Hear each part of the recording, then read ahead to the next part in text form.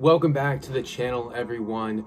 This video, I hope, is going to be very informative for all of you. But even if you already know 50 to 75% of what I'm about to say, I have a pretty good feeling that even experienced resellers are going to be able to get something out of this video. So personally, my own reselling background, I resold shoes, Jordans, Yeezys back in high school. So 2015, I bought my first few pair of shoes. I had the Jordan Lab 4s in red. I had some LeBrons. I had the first pair of 350s. And recently I have transitioned into Japanese streetwear. So this video is going to tell you why should you or why would you go into the Japanese streetwear reselling game. Everything about where to sell, how to get the most money for your items, where you should be looking and actually buying your inventory, and everything in between. I'm going to walk you from step 1 to step 99. If you're new to the channel, please consider hitting that like button, hitting that subscribe button. This is something a little bit different from what I usually do, but I want this channel to be more than just unboxings, trying on rare Japanese streetwear. I also want to talk about the process, shopping, vlogging, my pickups, etc. So just getting right into it, the first thing I want to discuss is why would you invest in Japanese streetwear? So like I mentioned, I was in the hype reselling game. So today there are so many people investing in Jordan 1s, the mochas that came out, any dunk basically. There are too many people reselling hype shoes, and that's because the platforms to resell these items have evolved. They've grown bigger. StockX is a $2.8 billion company. And there are just so many people who have entered the space that they've actually brought down, the market price of pretty much all these hype items. People looking to make the quick flip, which a few years ago, there would have been, I'm just gonna make up a number here, $40 profit margin for, a random pair of Jordan 1s. Now there are too many people that can't afford to sit on those Jordans, where they need to go on StockX and keep lowering that ask price by $1 until that pair sells. So there's so many people reselling hype clothes already. Japanese streetwear is sort of an alternative asset class, if you will, within streetwear that I personally find a little bit more attractive because there are fewer players. And then personally, this probably doesn't apply to you, but my job is highly regulated in terms of what kinds of companies I can invest in. So since I have fewer places where I can put my money in, like stocks, I decided to do streetwear, Japanese streetwear, because you can make decent money, percentage returns, but also I personally just find it enjoyable. And on that note, I think Japanese streetwear is just really interesting. So I use the example of like Jordans and Dunks. I think those are really cool shoes, but I think there's something to be said about like this human-made fleece blanket, or like Vim, nice Japanese streetwear brands. I just enjoy like holding the pieces, making videos about them, much more than even a pair of like Union Jordan 4s, which I've done a video on the jade, grapefruit, whatever color that was, on my channel. So Japanese streetwear is just more interesting to me. I like reading about the brands. And then to come full circle on this point, you can make money doing it. So there are fewer people playing in the space, which means there are fewer people lowering the price, basically competing with you. And there's still, a definite demand, and supply is just lower, especially in the West. I mean, if you're in Japan, you're probably not going to be reselling Japanese streetwear domestically, but you could probably make really decent money selling it abroad, and we'll talk about how you would do that.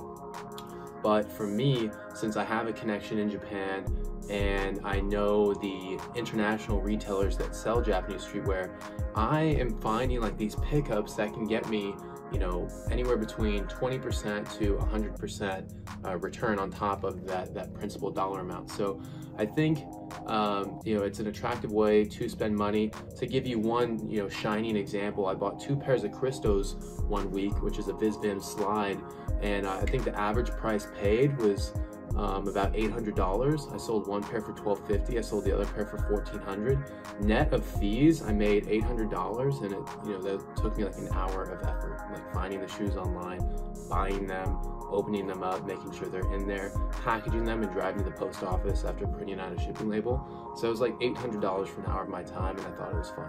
Now, that doesn't happen for everything, obviously, and we'll get into that. So the second section of this video I want to discuss is what to buy, okay?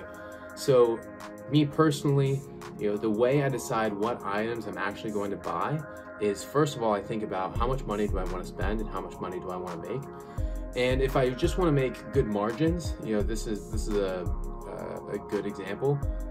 I would probably just buy like 40 pairs of Capital socks and just like own the market for Capital socks on Grailed, because you can get socks. Capital socks range in price, but I've seen a certain pair of socks with a pocket on the side. It retails for like $65 in Japan, and then the US there's a retailer called Manhattan that resells those for $125, I think, and then they sold out. I'm sure they had a few pairs. So I mean, you can make really good margins on socks, beanies, because there are people who are willing to like cough up for that to be like their statement piece, or like anchor a certain outfit or finish an outfit. But personally, I don't super enjoy selling a bunch of socks. I have a few pairs, which you saw in my Capital haul video. But I like doing things like Christos, or like big pieces like the keel weaving vest, the Capital vest, which cost over a rack in some cases. The vest costs well over a rack, but I can still make hundreds of dollars on that. It's not going to be 100% on returns, but the actual dollar amount is going to be in the hundreds for that vest. So I like doing those pieces. I think it's more fun. I like making videos about this stuff. That's a real percentage of the reason why I've been buying more stuff recently, is just to make cool content and just share Japanese streetwear with people. So personally, I target like the cooler pieces, the more expensive ones. And then this goes back to supply and demand. There are fewer people like me buying let's say $1,500 vests from Japan to sell online. There are just fewer people doing that, so I can have a much bigger say in what the price of that's going to be. So now to like the actual design and style of the things I buy. This I mean, the short answer is I just have like a little bit of a trained eye, to be honest. I mean, I've been in this space now, like spending like my time in the bathroom or in bed or whatever, like scrolling Instagram, following a bunch of these Japanese designers after like 10 months. And honestly, on the subreddit Japanese Streetwear, just scrolling through Hypebeast, all these designers on Instagram, I've sort of picked up a sense for what would resell better. And I'll just give you one example, like Japanese streetwear with the bandana or paisley prints. Like those in most cases are going to sell better than a Japanese product with stripes. Like that's just a thing. Like Visvim Capital, they're known for just having like dope bandana paisley print stuff, and it's going to resell better for that reason. It's just a hype pattern. And then other things, you have like let's use the Jordan 1 mochas as like a analogy. Like people just knew those were hype. I don't use TikTok, but I heard they were like huge on TikTok. They're getting reposted everywhere. All the retailers were also helping build up the hype of these Jordan 1 mochas. On the Japanese streetwear side of things, trying to think of a good example, like Human Made, maybe, if they have a big collab, say with Cactus Plant Flea Market, that's a good one that just comes to mind. You can tell like a drop is getting hyped. Like Cactus Plant Flea Market has a lot of hype in general as a brand, but you'll still be able to see like if a company is dropping a teaser, if they're doing a blog post, which some Japanese stores do. Visvim is an example, Human Made's an example. You can kind of tell which things are going to be more hype and probably more likely to sell out faster. So those are going to be a better candidate for something you want to resell in that case. And that's all I'll say on that. Just browse more Instagram accounts, pay close attention to websites. Who do they have upcoming collabs with? Because companies like Fragment, for example, like they do a collab with Montclair and they put Pokemon on shirts and stuff. Like that's pretty hype, and that's probably going to resell better than your average fragment items. So keep all of that in mind. And then one of the last points on this, on what to buy, is liquidity. So liquidity is basically how easy can you sell an item. A rule of thumb here is a more expensive item is going to be harder to sell because there are fewer people who are able and willing to buy that. So like the capital keel weaving vests, like I bought 4, I've sold none. That doesn't mean I haven't had people offer profitable offers, but I just want to make more from those. And I've only had like a few legit offers come in. It's been a few months, and when buying like these more expensive pieces, you just have to be able to sit on those for a long time, you know, whether it's weeks or months or a year. I have one Supreme shirt that cost $90 that I've had for over a year. Actually, this was I bought that in March actually, and I have someone who wants to buy the vest for $300, but you know, if that were a Japanese coat, I mean, like it'd probably be the same thing. It would take a while to sell, and that's a reason I didn't get like really cool capital jackets in my haul video, because I knew those would just take a really long time to sell. I'd rather get the vests, which I know will at least get offers, you know, and other things like socks. So that's something you'll notice if you go back and look at that video. And I would just say in general, another rule of thumb, like socks and beanies are going to be much more liquid than like shirts and jackets. I mean, people are just willing to pay more for like those smaller pieces or like smaller statement pieces than something like a really expensive jacket from Japan. People will, it'll just take much longer for you to be able to sell them. So the last thing on what to buy, just keep an eye on drop lists. Follow all the brands you like on Instagram, subscribe to their emails through their website, subscribe to the emails from retailers. I'm subscribed to so many retailers. If you want any suggestions on like who to follow, just look at my following on Instagram. I follow almost exclusively designers and retailers. And then also be sure to check websites like Hypebeast. Sometimes that's how I learned about VizVim actually, I think, just scrolling through Hypebeast. All right, third part of this video, I'm gonna talk about where to buy Japanese streetwear. I'm gonna try and breeze through this because I've already spent a lot of time, but you know, it comes down to third-party retailers. So that's gonna be your Union LAs, your Manahattas, Feature, any retail platform on the internet who's selling things. So I mean, like Macy's is a retailer, Target's a retailer. So think about your clothing retailers that you're buying from. Then you can buy directly from the label. So VizVim has a web shop in the US. Capital does not. You have to buy directly from Capital in Japan, or you have to buy from a retailer. And Capital retailers are few and far between. So that's why there's a huge markup. Human Made, they ship internationally. You have to buy from their Japanese website. Yeah, you know, it's hit and miss with Japanese brands that sell directly. Otherwise, you can typically find their stockists or the official third-party retailers on their website. Quick note here though, if you're gonna buy directly from the label, if you have the ability to go to Japan at any point, I highly recommend it. I highly recommend like saving a bunch of money to go there, because in Japan, it's really easy for them to deduct sales tax for you. At the counter, at the register in Japan, they will subtract the 8% sales tax. And let's say you're buying a $600 shirt, bro, that's $48 you just saved. I mean, like 8% of the cost. So if you're gonna, you know, spend racks on buying anything super nice, if you can go to Japan, do it. It's super simple. Other countries, you'll have to like, you know, go through a whole ordeal at the airport to get your tax back, but Japan's really good about that. Third place to buy stuff would be through e-commerce platforms like John Flip, StockX, Grailed. Grailed has a sister platform for women's wear called Heroin. eBay, of course, Yahoo Auctions, Rakuten. There are others, but those are the big ones. I would just say, on that note, try not to buy stuff on StockX because they have a buyer fee. Number 4, a local proxy. So there's no one I'm going to shout out in this video. I've never had to use a local proxy. I have like one friend in Japan. I've shipped the Capital stuff through him once. But if you need someone to go in-store, buy an in-store item, you need a local proxy basically. So some people, there are like some nice Japanese guys on Instagram who are like, you know, openly proxies. Otherwise, you can just Google and find a proxy. I had to use a proxy to get Christos, the collage Christos, I did a video on those. I'm gonna do another one soon actually.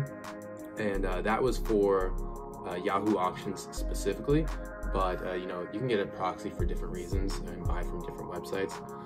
And the last one, last place, you know, to buy stuff is through, you know, a forwarding service. You know, I'm lumping this into where to buy, but a forwarding service is basically, you know, a company or that offers an address that you can ship something to, and then they will ship it to you. So I have friends in Canada who have used a forwarding service to have shoes in the US shipped back to Canada.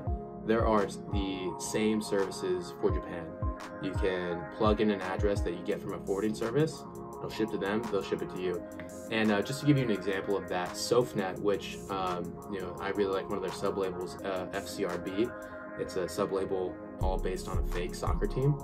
They don't ship internationally, they ship through a forwarding service, and they even say that on their website. So that's one really good example of where you can see that in action. So the fourth part of this video, which I say I'm trying to breeze through these, but I hope this is useful stuff, would be, you know, how to buy these items. And what I mean by how to buy is more so how to get the best deal as a buyer. Okay, so I mentioned this previously, but StockX is the only e-commerce platform that I know of that has a buyer fee. So, I mean, StockX, it shouldn't be your go-to Japanese streetwear platform, but I mean, they sell anything and everything if it's requested to be put on there. They charge a 3% to make up for the 3% that PayPal takes from the transaction, which is kind of silly. Proxies are also going to charge a buyer fee, by the way. It's typically, in my experience, and from what I've seen, 10% of the value of the items. So keep that in mind. I think that's pretty standard. But feel free to shop around for which proxies you're going to be using if you're buying from Japan that way. Also, be wary of transaction fees. And what I mean by that is like foreign transaction fees. If you're buying from a Japanese website in yen, your credit card company, your debit card, your bank is probably going to charge you a foreign transaction fee unless you have a credit card that does not charge a foreign transaction fee. So I'm not going to get too deep into credit cards in this video, but you know, there are free ones that have 0 foreign transaction fees, either from your bank if you have a good enough, you know, high enough balance or high enough direct deposit, or if you already have a really nice credit card. A lot of them that I know of don't have foreign transaction fees. They're not going to charge you 1 to 3% of that dollar amount just for buying something in another currency. So buy in USD as often as you can. And then on the credit card note, you should always be getting cash back for these purchases if you can get a credit card. If like that's, you know, open to you, I think you should always have like a credit card with no annual fee that you have the ability to pay off.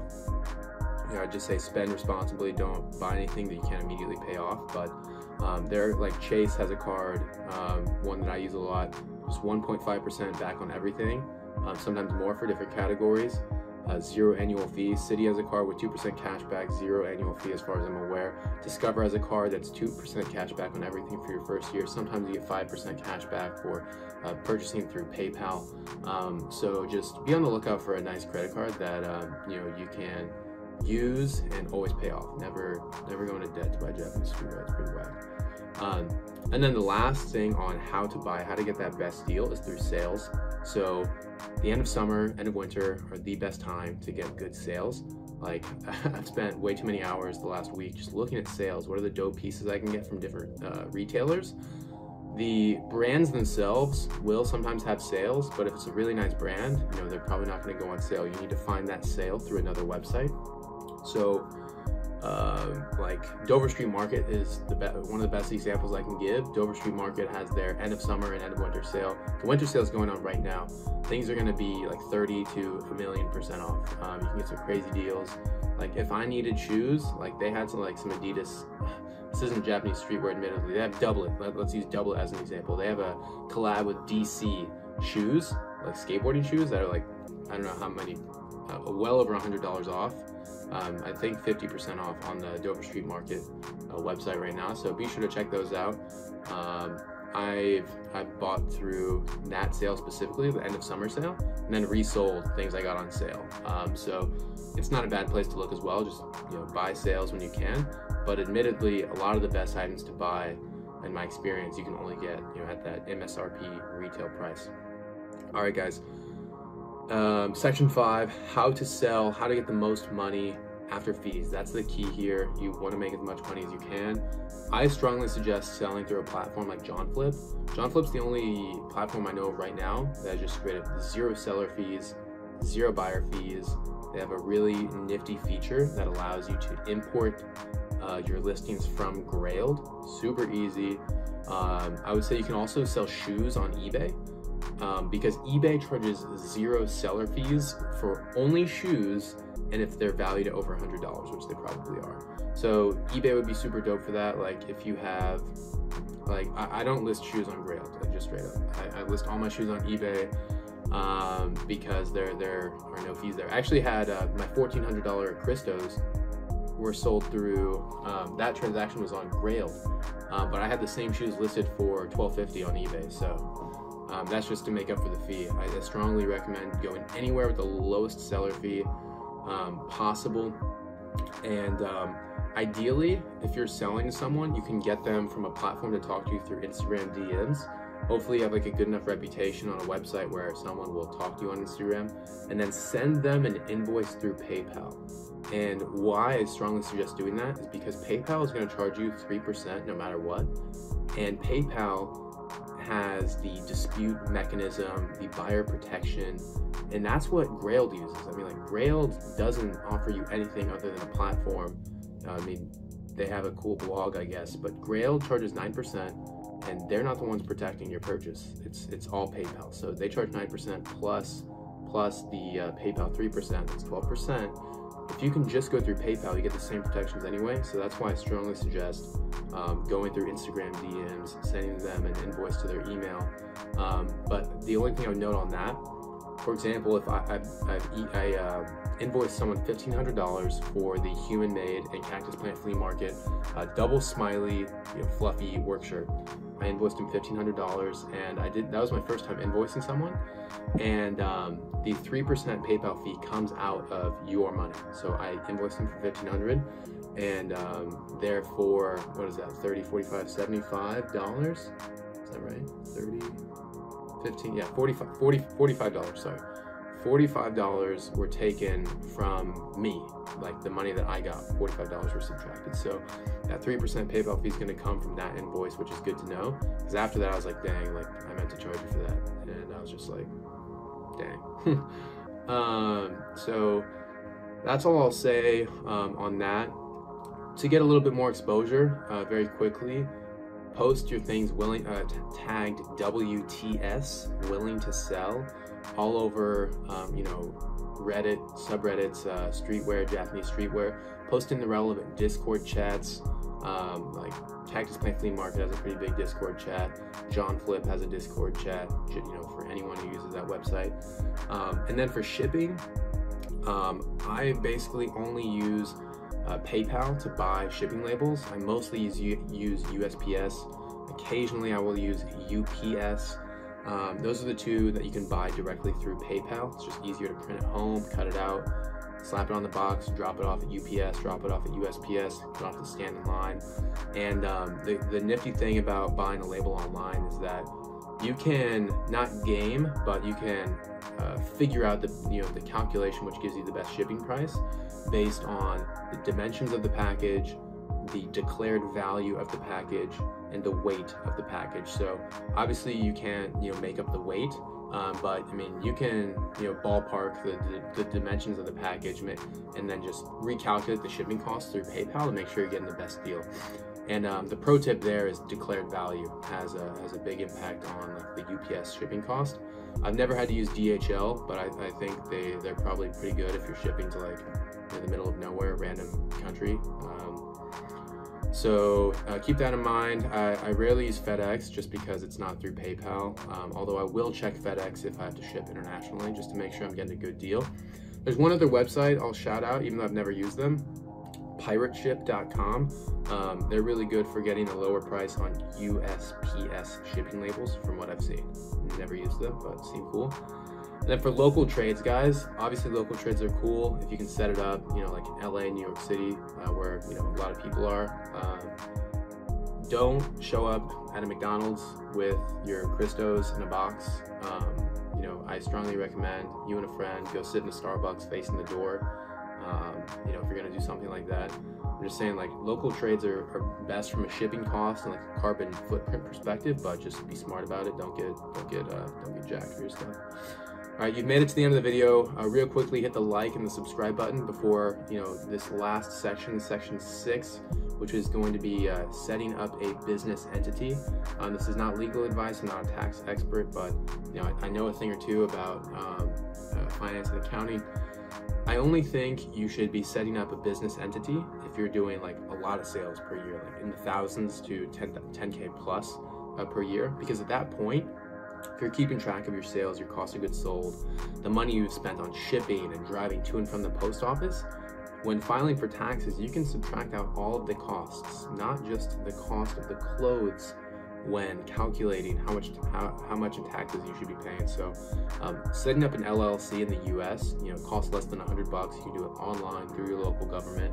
You don't need to use any other website. You can fill out the PDFs, email them in, or submit them through your .gov local government. So don't get scammed by like a lawyer or like a random website. You know, that's how you should do it. So this video has gone on super long, guys. This was 1,851 words typed out, you know, in Word. Did not think it was gonna take this long, but, you know, hopefully this was the, you know, your compass, your guide for getting started on Japanese streetwear reselling. I hope it brings you a lot of fun. I think it's fun. I like making videos, frankly, like this. I typically don't talk 500 words a minute. So let me know your thoughts. Let me know if you have any questions down below. Again, appreciate the subs, appreciate the likes. I'll see you guys next time.